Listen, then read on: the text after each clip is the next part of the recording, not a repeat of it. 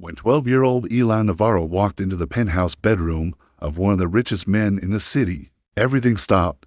Not just the room, the air itself seemed to pause, as if unsure whether it was allowed to move in a place like this. Eli hesitated at the threshold. His sneakers, to sizes too small and split at the seams, sank slightly into a rug so thick it swallowed sound. When he took another step, the white marble floor beyond reflected him back in fragments, a skinny boy with hunched shoulders, a swollen lip, and hands he kept clenched like fists were the only thing holding him together.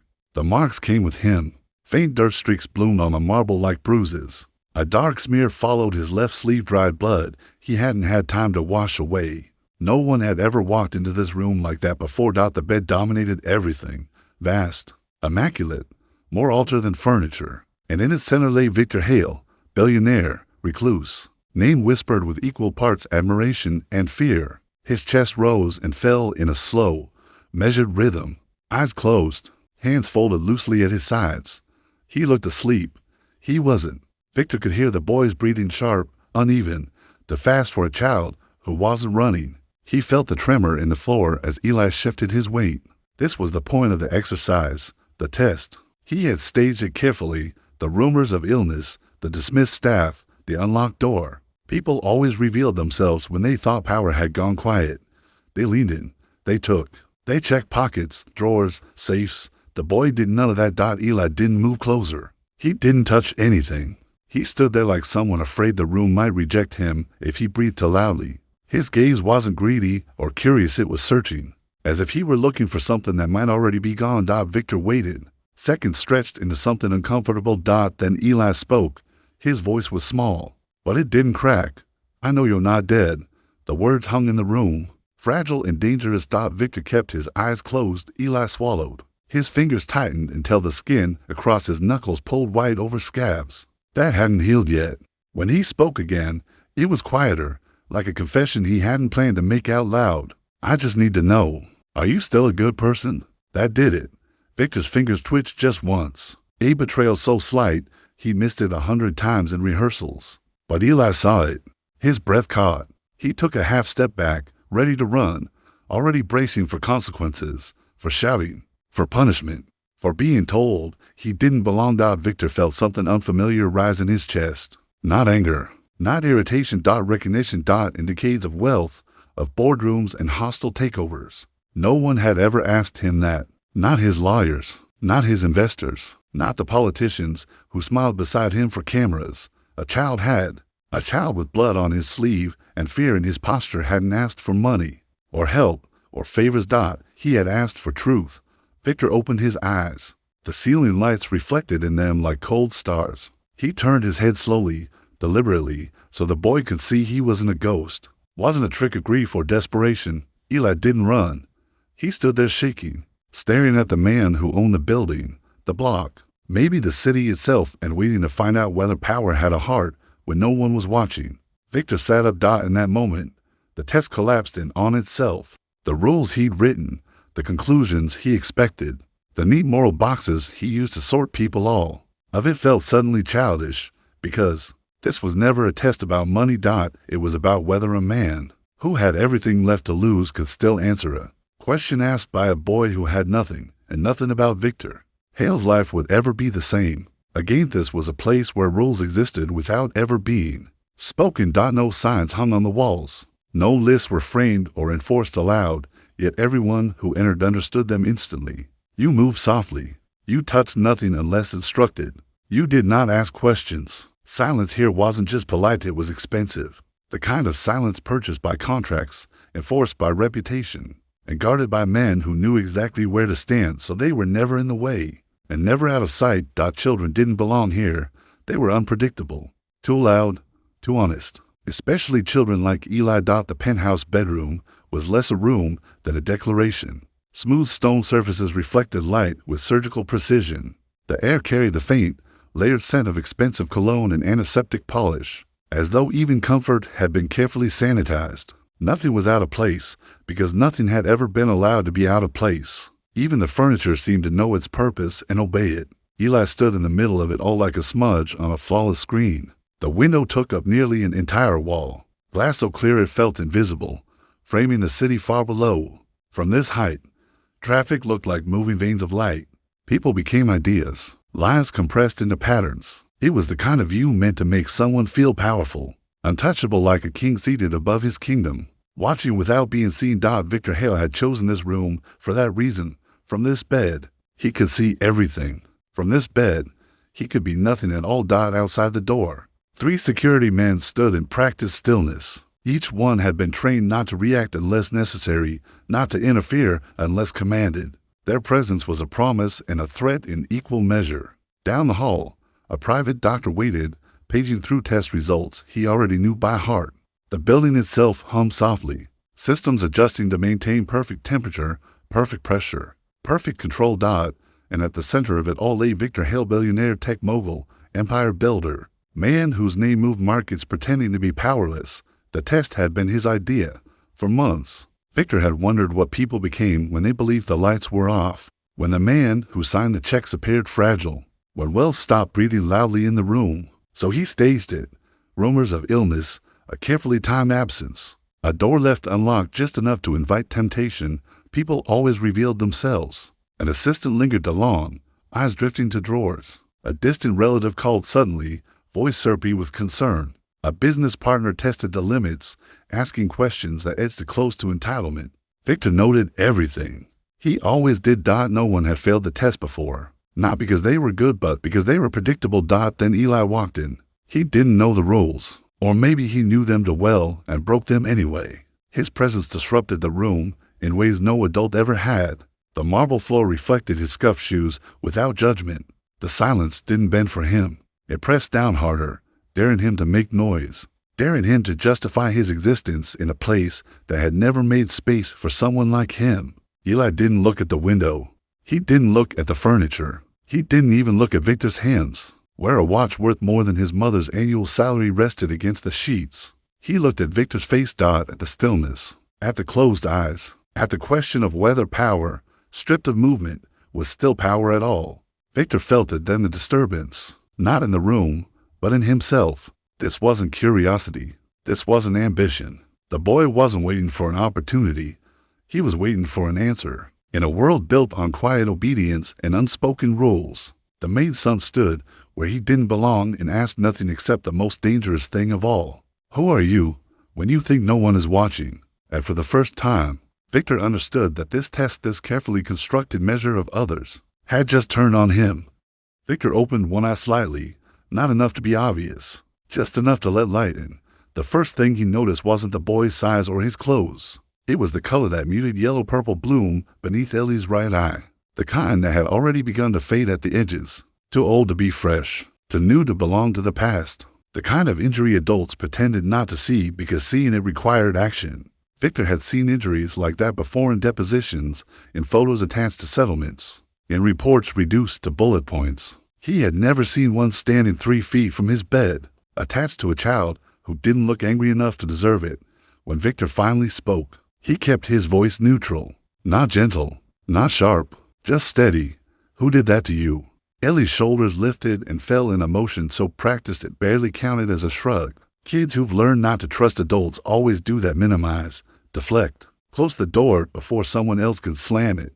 Doesn't matter, Eli said. Victor sat up slowly now, the sheets whispering as they slid from his chest. He made sure not to rush it. Sudden movements taught fear faster than words ever could. It matters to me, he said.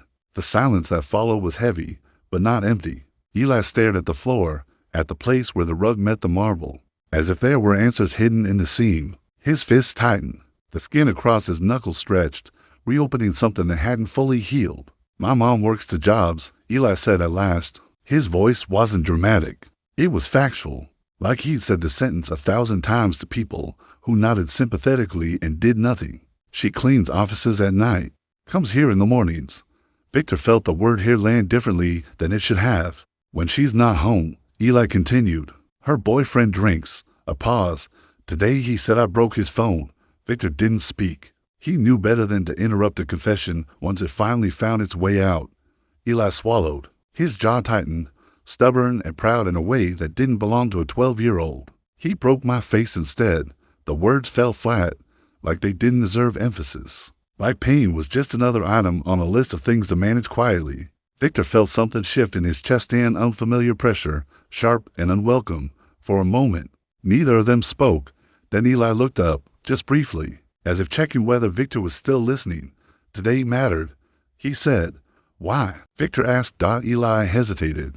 His eyes flicked toward the door, then back to Victor. I heard people talking, he said.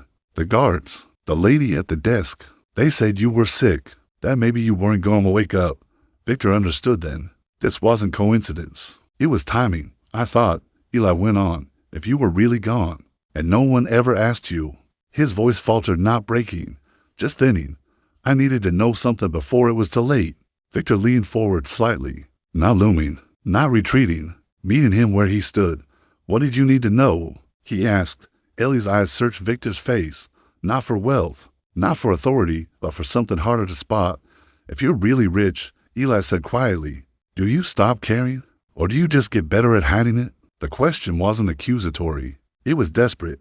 Victor had answers for markets, for competitors, for governments. He had none ready for that. And in that moment, he understood something that unsettled him more than any failed deal ever had. This boy wasn't asking for help.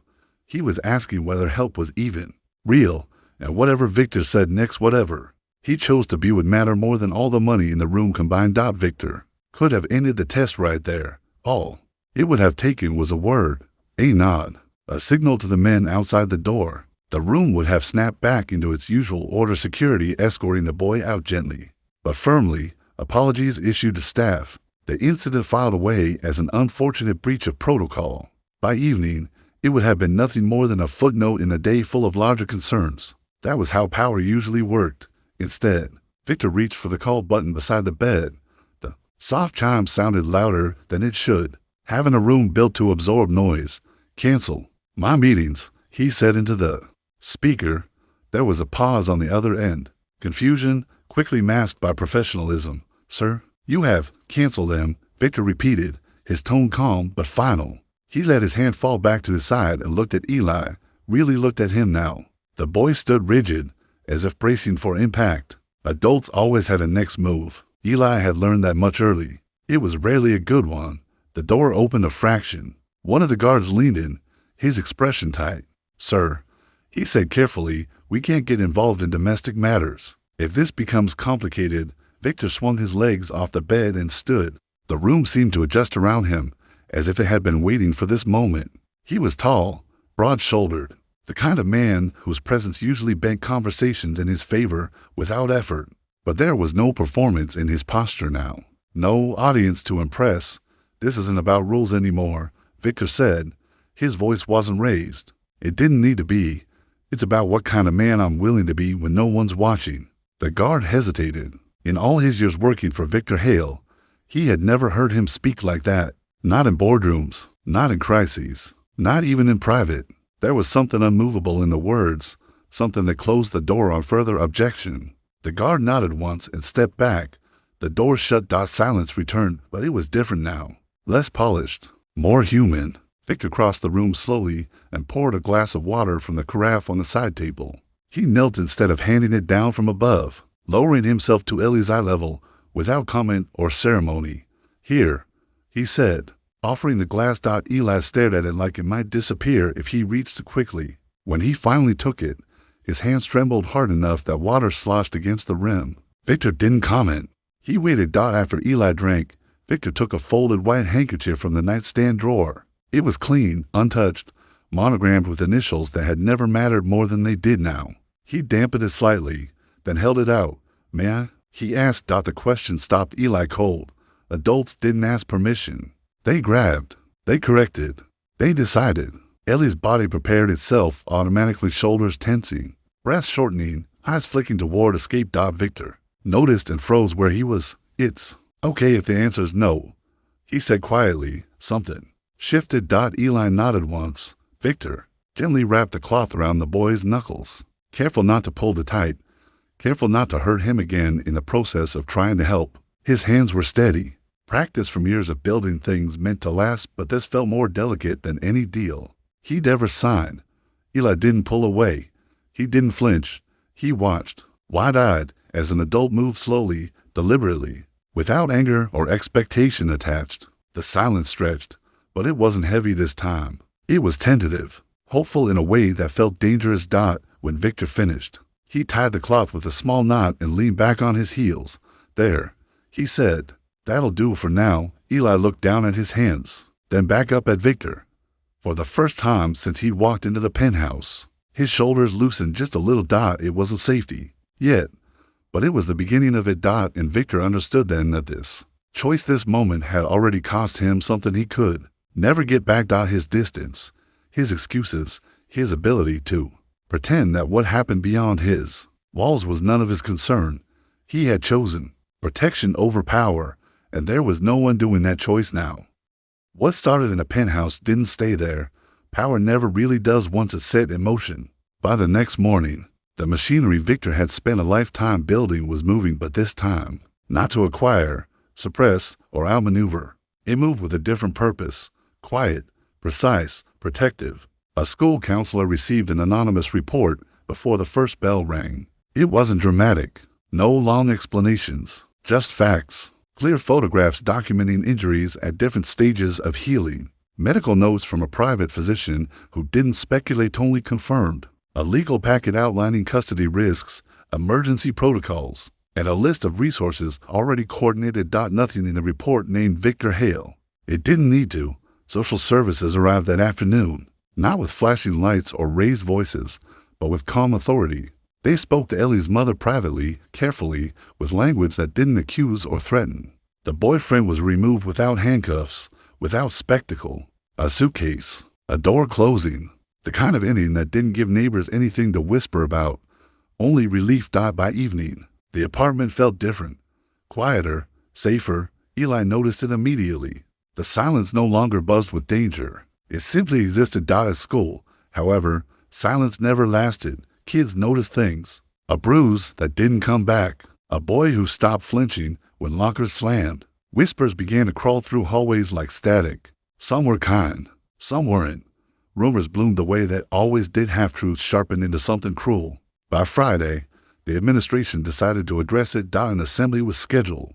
Nothing unusual, just a reminder about kindness, about respect, about reporting concerns. The kind of thing adults hoped would fix what children carried home anyway. The gym filled with restless energy, sneakers squeaking, folding chairs scraping the floor, teachers exchanging looks that said, "Keep this short."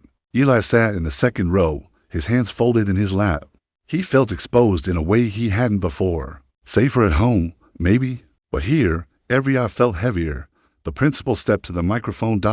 And then the doors opened. At first, no one understood why the noise dipped so suddenly. Then heads turned. Then phones appeared, screens lighting up like fireflies. Victor Hale walked in. Not in a tailored suit, not surrounded by security. Just jeans, a plain jacket, and the kind of calm that didn't demand attention but took it anyway. He didn't head for the front, didn't acknowledge the teachers or administrators rushing toward him in confusion. He walked straight to Eli and sat down beside him, close enough that their shoulders touched. Eli looked up, startled. Victor leaned in slightly. "You're not in trouble," he said quietly. "I just thought you shouldn't have to sit alone." The gym had gone completely silent. Someone whispered his name. Someone else gasped. Phones were no longer subtle. Teachers forgot to intervene. The principal stood frozen, speech forgotten. Victor stayed seated. He didn't speak to the room. He didn't make an announcement. He didn't explain himself. He rested his hands on his knees and listened as the assembly resumed in a haze of disbelief. By the time the bell rang, the story was already spreading. Photos, clips, posts layered with shock and speculation. The headline hit before the buses left the lot. Billionaire attends elementary school assembly for Maid's son. Some called it a stunt. Others called it reckless. But every child in that room saw something else entirely. They saw power sit down. They saw wealth choose proximity over distance. And Eli, sitting beside a man who had once pretended to be powerless, felt something unfamiliar settled in his chest. Not protection. Recognition. The world had noticed. And it was watching now. Change didn't happen all at once. It never does. Not the kind that lasts. There was no single morning where everything felt fixed. No dramatic turning point where the weight of the past lifted cleanly off Ellie's shoulders. Instead, change arrived in pieces so small they could have been missed if no one was paying attention. It happened in quiet breakfast before school. Eli sat at the long kitchen counter of the penthouse, feet swinging slightly because the stool was still too high. The city outside the windows was already awake, but inside, there was only the sound of a kettle heating and toast browning. Victor didn't rush him. He didn't check his phone. Some mornings they didn't talk at all. Others, Eli asked questions about how elevators worked, why birds like ledges, whether money ever got boring. Victor answered when he could and admitted when he didn't know. It was a new habit for him, not pretending certainty where there wasn't any. Change happened in homework sessions at the table. Built for board meetings, the surface had once been polished to impress investors, its chairs designed to keep people alert and slightly uncomfortable. Now it was covered in notebooks, chipped pencils, and eraser shavings. Victor learned quickly that spreadsheets did not prepare a person for long division. He also learned how hard it was not to correct immediately, not to take control, not to finish the problem himself. Listening took longer. It required patience. But Eli noticed the difference. Victor stopped giving answers and started asking questions. Outside the penthouse, the ripple effects continued. One of Victor's former drivers, quiet, reliable, and exhausted, accepted the offer of rehab.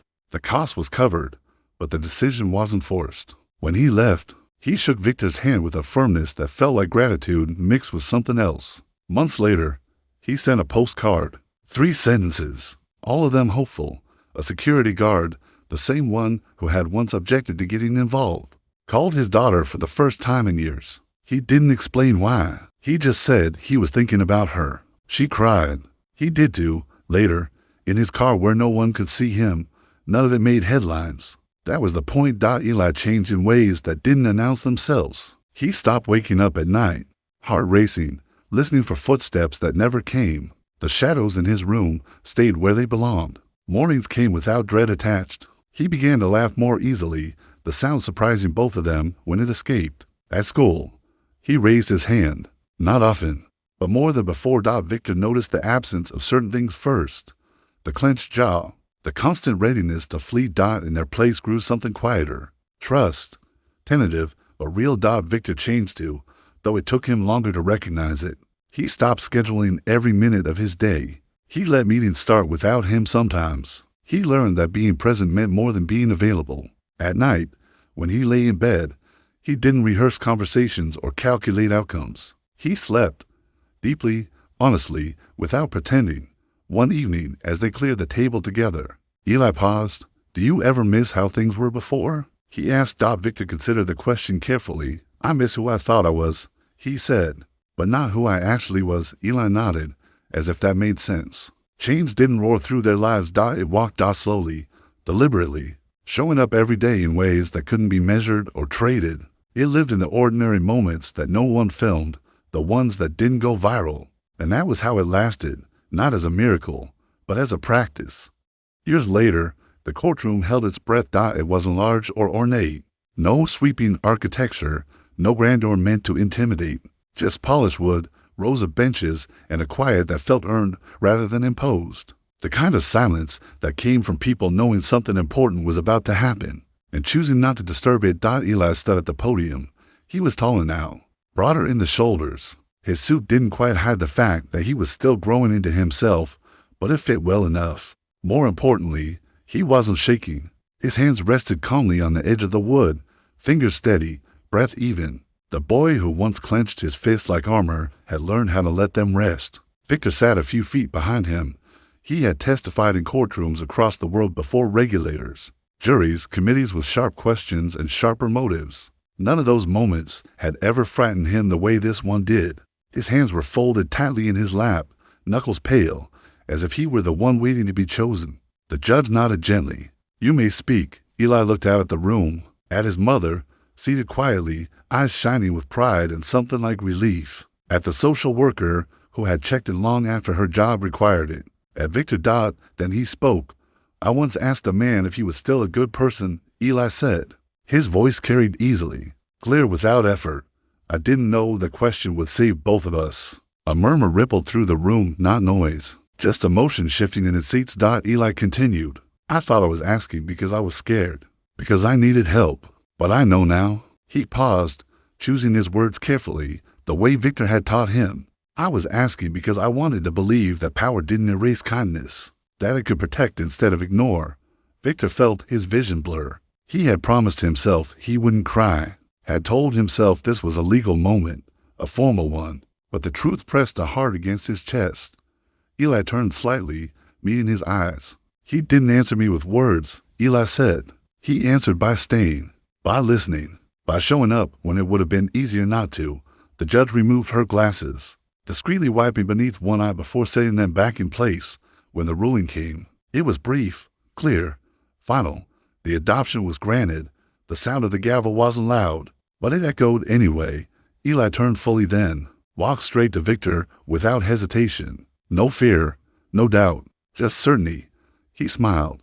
You don't have to pretend anymore, he said softly, so only Victor could hear. I can tell when you're awake.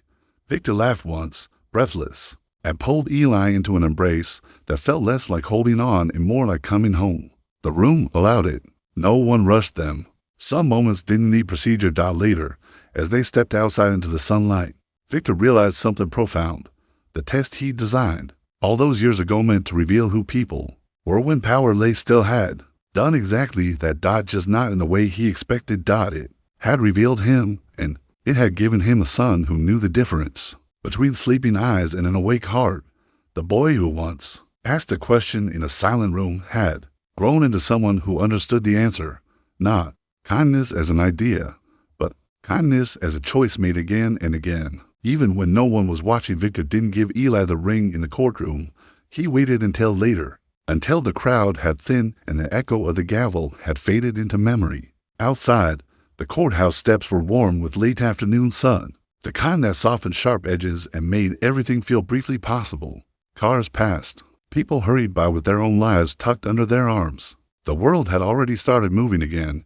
They stood off to the side, just the two of them. Victor reached into his jacket pocket and pulled out a small box. No velvet drama, no engraved plaque, just something plain and honest, like the moment itself. He opened it and held it out. Inside was a simple ring, silver, unadorned, no diamonds, no markings to announce its worth. The kind of thing you wouldn't notice unless you were looking for meaning instead of shine. Eli frowned slightly. Is it expensive? Victor smiled.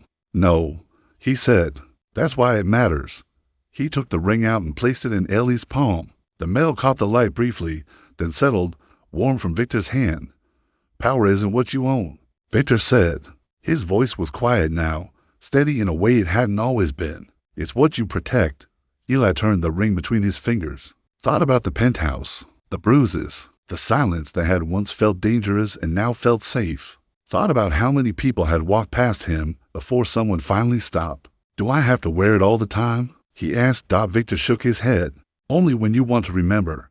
Eli slid it onto his finger anyway. It fit perfectly, as if it had always been meant for him. They walked down the courthouse steps side by side. No press waiting, no statements given. Just a man, his son, stepping into a future that didn't need to prove itself to anyone. The camera pulls back, not dramatically, not quickly. It pulls back slowly, letting the moment breathe. The figures merge into the flow of the city. One who once believed power meant distance. One who once believed help was a myth adults told themselves. Neither of them believes those things anymore because something quiet but permanent has taken root. Not wealth, not rescue, responsibility. Victor glances down and notices Eli absent-mindedly touching the ring with his thumb, grounding himself without realizing it. Eli looks up and catches him watching. What? Eli asks. Nothing, Victor says. Just making sure you're still here. Eli smiles. I am. They keep walking, and somewhere beyond the story, beyond the courthouse, beyond the city, beyond the screen, the question lingers. Unresolved and unavoidable. What would you do if a child tested your heart instead of your wallet? Not asked loudly, not asked publicly, asked in a quiet room. When no one's watching, the answer isn't found in what you give. It's found in whether you stay. So be someone who shows up.